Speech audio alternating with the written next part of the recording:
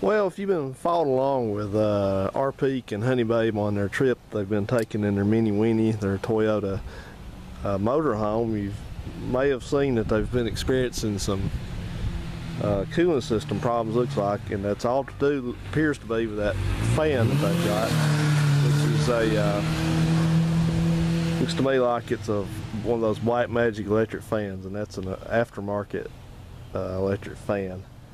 And I hate that they're having that kind of problem with that, but I made a comment on one of his videos. I said those fans, in my opinion, are nothing but trouble. And it's questionable whether it's even a large enough fan for his application, but I never put electric fans on vehicles. People tend to think that they're saving a lot of horsepower by putting an electric fan on it.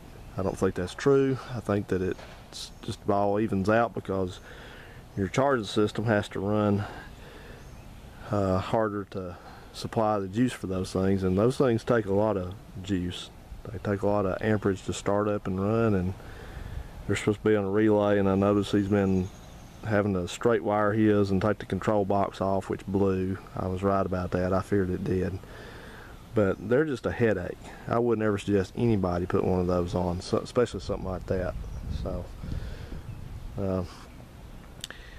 anyway, so hopefully they'll make it on their journey, and in the meantime I wanted to demonstrate what you do use on a good Toyota truck, and that is the factory clutch fan. This is my T100. It's got a V6 in it, but it's the same general idea.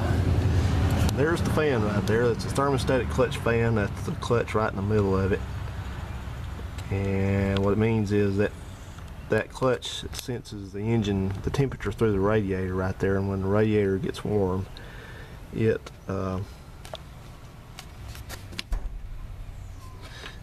radiator gets warm, it locks the fan up and cools the radiator down until it cools off enough, and then it unlocks. So this fan, it runs a lot when it's very cold, it's first started up, and then